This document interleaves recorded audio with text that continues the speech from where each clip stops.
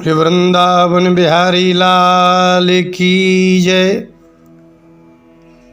वायुर्यमोऽग्निर्वरुणः शशाङ्कः प्रजापतिस्त्वं प्रपितामहश्च।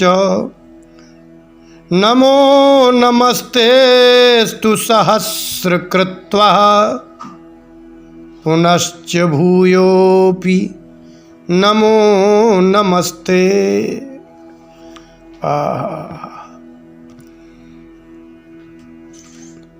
अद्वैत मत के प्रवर्तकाचार्य श्रीमद् जगत गुरु भगवान आद्य शंकराचार्य जी के शिष्य हुए हैं हस्तामलक जी। उनको हस्तामलक इसलिए कहते हैं, आमलक माने होता है आंवला, हस्त माने हाथ में। जैसे किसी व्यक्ति के हाथ में आंवला रख दिया जाए तो वो जैसे देखता है, ऐसे वो संसार को, आत्मा को, माया को, ब्रह्म को ऐसे प्रत्यक्ष के समान ही जानते थे, देखते थे। हस्तामलक जी ने एक स्तोत्र लिखा, वो वास्तव में आत्मज्ञान से भरपूर है। उन्होंने आत्मा के स्वरूप को बताते हुए कहा अपने स्तोत्र के तीसरे और चौथे श्लोक में, मुखाभास को दर्पणे दृश्यमानो मुखत्वात् पृथक्त्वेन नैवास्ति वस्तु। चिदाभास को धीषु जीवोऽपि तद्वत् सनित्योपलब्धि स्वरूपोऽहमात्मा। हस्तामलक जी ने कहा, मैं आत्मा हूँ, शरीर और जड़ पदार्थ नहीं। नित्योपलब्धि स्वरूपः, नित्य ही, ऐसा ही नहीं कि संसार की वस्तु तो कभी होती है कभी नहीं होती है। जैसे शरीर में कभी स्वास्थ्य तो कभी रोग हो जाता है, ऐसा नहीं हूँ मैं। अहम आत्मा, मैं आत्मा हूँ और सदा ही हूँ और नित्य ही उपलब्ध हूँ। उसमें ऐसा है ही नहीं कि मैं आज हूँ, इस क्षण हूँ, फिर दूसरे क्षण नहीं हूँ। उदाहरण देते हुए कहा, मुखाभास को दर्पणे दृश्यमानो। उदाहरण दिया, आप लोग रोज प्रतिदिन हजारों बार दर्पण देखते हैं। उस दर्पण में दृश्यमान दिखाई देने वाला जो मुख है वो कैसा है? बोले मुखत्वात् पृथक्त्वेन, जो आपका मुख है, आपके मुख से दर्पण का मुख पृथक है, अलग है। श्रृंगार करते हैं तो आप अपने मुख में श्रृंगार कर सकते हैं, आप अपने मुख में भोजन करा सकते हैं, किंतु दर्पण में दिखाई देने वाले मुख में तो आप कुछ दे ही नहीं सकते, उसमें कुछ खिला नहीं सकते, उसको आप सजा नहीं सकते। वह आपका जो मुख है वह कहलाता है बिंब, और दर्पण में दिखाई देने वाला जो मुख है वो है प्रतिबिंब। तो जो मुख है आपका, ये आत्मा है, और जो दर्पण में दिखाई देने वाला मुख है वो बिल्कुल आपके ही जैसा, जैसा आप करते हैं वैसा ही वो करता है। आप जिस कलर के हैं उस कलर का है। आप मुंह बनाएंगे तो मुंह बन जाएगा, आप हंसेंगे तो वो हंसने लगेगा, अर्थात वो आपके अधीन है। ये संसार वास्तव में आत्मा के अधीन है, जड़ के अधीन नहीं। जड़ तो उपयोगी वस्तु है, उसका उपयोग होता है। इसलिए हस्तामलक जी ने कहा, नैवास्तु वस्तु, नैवास्ति वस्तु। जो मुख आपको दर्पण में दिखाई देता है वो वस्तु नहीं है, वो प्रतिबिंब है, वो छाया है। उसको आप कुछ कर ही नहीं सकते, न उस दर्पण के मुख से भोजन कर सकते हैं और ना ही दर्पण के मुख से कोई क्रिया कर सकते हैं। दर्पण के मुख में होने वाली जितनी क्रिया है वो सब आप से होती है। इसी प्रकार से शरीर में होने वाली जितनी क्रिया है, संसार में होने वाली जितनी क्रिया है, चिदाभास को धीषु जीवोपि तद्वत्। तो दर्पण क्या है? बोले बुद्धि। आपकी बुद्धि में जो चैतन्य का आभास होता है, चेतनता जो आपकी बुद्धि में है, संसार के पदार्थ भोगने की वृत्ति है, संसार को पदार्थ भोगने का विवेक है, कैसे धन एकत्रित करें, कैसे व्यवहार करें, तो संसार के व्यवहार का कारण बुद्धि है।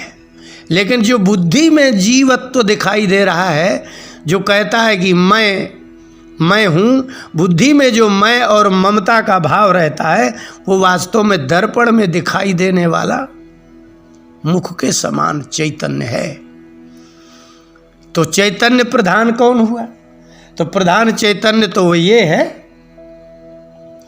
जिस चेतनता के कारण, जिस चैतन्य आत्मा के कारण बुद्धि में विवेक, बुद्धि में चैतन्यता आती है, वही चैतन्य आत्मा मैं हूँ और उस सदा हूँ।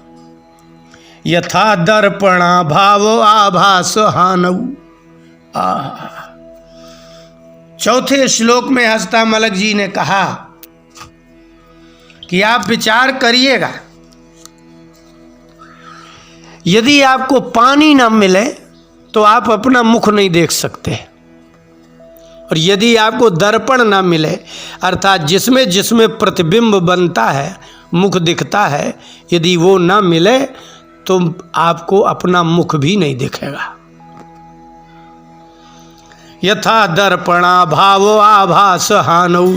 जैसे दर्पण का अभाव हो, अर्थात मुख दिखाई देने वाला दर्पण हो, लेकिन दर्पण ही ना हो तो आभास हानि, अर्थात आपको अपना मुख देखने का कोई साधन ही नहीं हो।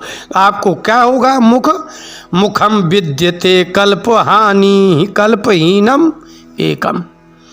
मुखम विद्यते कल्पनाहीनम एकम। आपका मुख कैसा है ये कल्पना भी नहीं आप कर सकते, तो अकेला मुख रहेगा।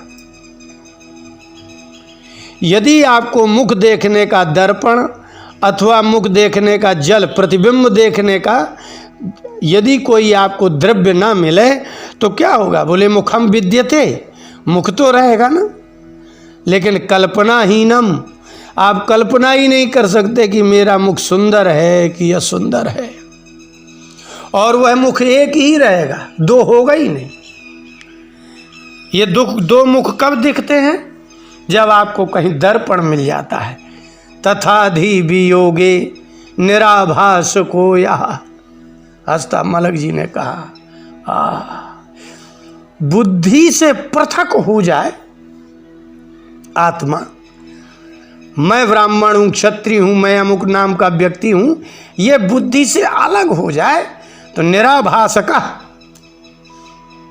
आत्मा का आभास भी नहीं होगा और वह बुद्धि से पृथक सत्ता वाला होगा। सनित्योपलब्धि स्वरूपो हम आत्मा। हस्तामलक जी ने कहा, बुद्धि से वियुक्त, बुद्धि तो प्रतिबिंब दिखाने वाली दर्पण है, दर्पण आपका मुख नहीं है, अर्थात बुद्धि आत्मा नहीं है।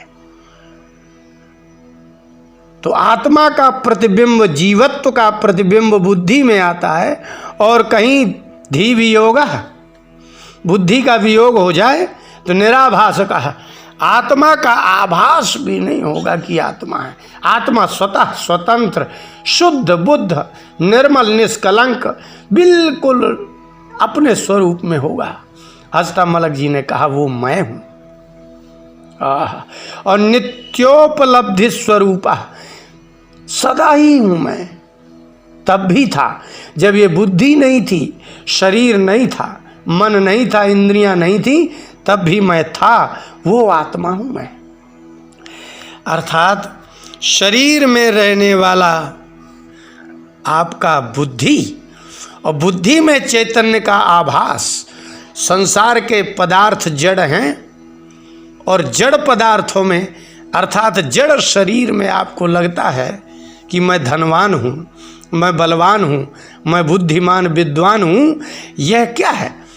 ये ऐसा समझो जैसे दर्पण के सामने आप खड़े होकर के कहते हैं मैं गोरा हूँ, मैं सुंदर हूँ, मैं अच्छा हूँ। इसी प्रकार से शरीर में हस्तामलक जी ने कहा आत्मा का संबंध बुद्धि से नहीं है और बुद्धि का संबंध आत्मा से नहीं है। तो दर्पण का संबंध आपके शरीर और मुख से कहाँ है? आप दर्पण के सामने जाएंगे तब आपको अपना मुख देखेगा। लेकिन यथा दर्पणा भाव आभास हानौ, यदि दर्पण ही ना हो तो आपको मुख ही नहीं दिखाई देगा। आप मुखम विद्यते कल्पनाहीनम एकम, मुख तो रहेगा लेकिन आप ये कल्पना ही नहीं कर सकेंगे कि मेरा मुख कैसा है। तो यदि एक बार बुद्धि से पृथक हो जाए, सद्गुरु के उपदेश से, उपनिषदों के साधन बताए हुए साधनों से, मुमुक्षा से, तप तितिक्षा से एक बार बुद्धि से आत्मा अलग हो जाए तो जैसे पुनः कोई दर्पण नहीं देखता, ऐसे आप पुनः दर्पण इस बुद्धि में अहंकार नहीं करेंगे। बोले वृंदावन बिहारी लाल की।